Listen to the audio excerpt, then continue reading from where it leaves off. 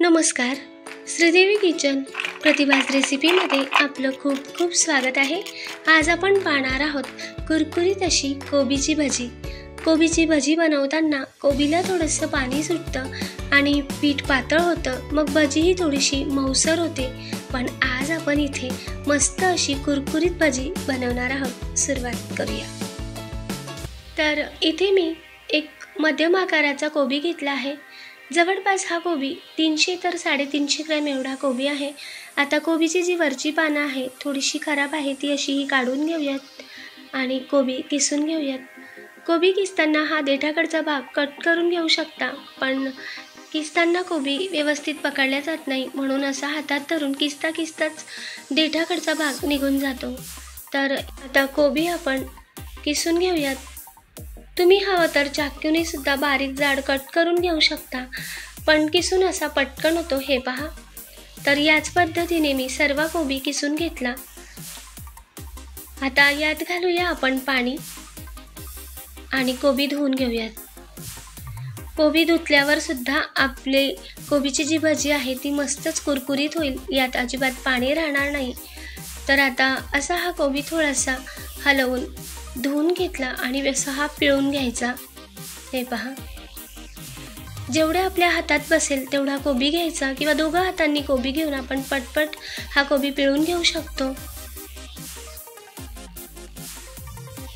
तर हे पहा, या पद्धतीने मी असा हा कोबी पिळून घेतला. हवं तर तुम्ही एखाद्या भांड्यावर असा कॉटनचा कपडा ठेवायचा आणि कपडा ठेवून मग यात धुवून घेतलेला कोबी घालायचा. तर हे पहा, या पद्धतीने आपण कोबी यात असा पाण्यासह घालायचा, म्हणजे पाणी आपोआप खाली गळून जातं आणि मस्त असा हा कळक पिळला जातो. हे पहा, सर्वच पाणी यात चांगलं हे पिळून निघून जातं आणि मस्त असा कोरडा हा कोबी राहतो. तर आता कोबी तुम्ही पाहू शकता, अजिबात इथे पाणी नाही आहे. हे पहा, तर बरोबर हा कोबी वाटीच्या प्रमाणात म्हणाल तर वाटीभर हा कोबी आहे. आता हा कोबी चांगला मोकळा करून घेऊयात.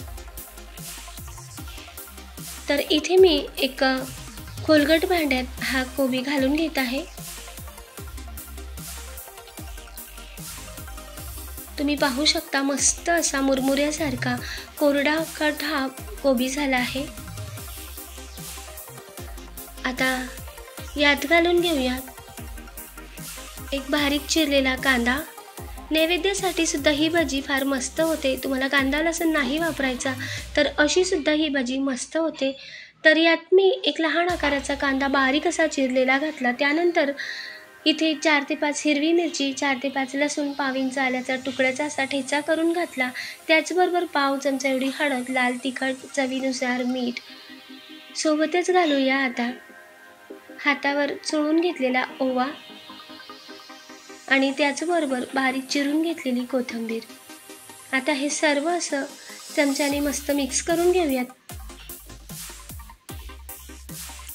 कोबीमध्ये चांगलं हे मिक्स झालं की आता यात घालून घेऊया चणा डाळीचे पीठ किंवा बेसन पीठ. तर इथे मी याच वाटीने कोबी सुद्धा मोजून घेतला होता. तर बरोबर 1 वाटी भरून चांगला गच्च भरून कोबी होता. तर इथे आपण 1च वाटी भरून चणा डाळीचं पीठ घालायचं. तर सुरुवातीला मी अर्धी वाटी चणा डाळीचं पीठ यात घातलं आहे आणि 3 ते 4 चमचा एवढं तांदूळाचं पीठ. तांदूळाच्या पिठीमुळे मस्त अशी कुरकुरीत भजी होईल. तर जे अर्धी वाटी शिल्लक बेसन पीठ होतं तेही मी यातच घालून घेतलं आणि ते सुद्धा मस्त मिक्स करून घेतलं. तर तुम्ही पाहू शकता, इथे मस्त असं हे सर्व चणा डाळीचं पीठ, तांदूळ पीठ मिक्स झालं आणि भजी आपण आता तेलात सोडून घेऊया. तर गॅसवर मी आधीच तेल गरम करायला ठेवलं होतं. तर या पद्धतीने अशी ही भजी सोडून घ्यायची.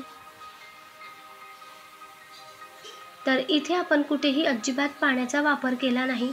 कोबीच्या पाण्यातच ही भजीचं पीठ मस्त असं ओलसर होऊन जातं आणि एकदम कुरकुरीत ही भजी तयार होते. तर भजी थोडीशी उलट करून घेऊयात. सुरुवातीला गॅस मोठा करायचा आणि मग नंतर भजी घातल्यावर गॅस थोडासा मंद ते मध्यम करायचा, म्हणजे भजी मस्त पोटातून शिजून येते आणि मस्त अशी कुरकुरीत होते. तर हे पहा, अशी लालसर रंगावर आली भजी की काढून घेऊयात. तेल सर्व निथरून सर्व भजी इथे काढून घेतली आणि दुसरीही बॅच याच पद्धतीने सोडून घेऊयात आणि भजी तळून घेऊयात। कोबीची भजी तुम्ही नैवेद्यासाठी सुद्धा बनवू शकता। कांदा लसूण न वापरता खूप छान अशी ही कुरकुरीत भजी होते। आता प्लेट सर्व करूयात।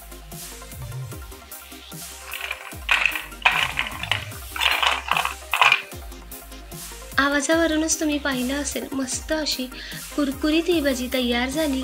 आपण ही भजी सॉस सोबत खाऊ शकतो किंवा हिरव्या चटणीसोबतही मस्त लागते। मस्त अशी कुरकुरीत भजी तयार झाली आहे।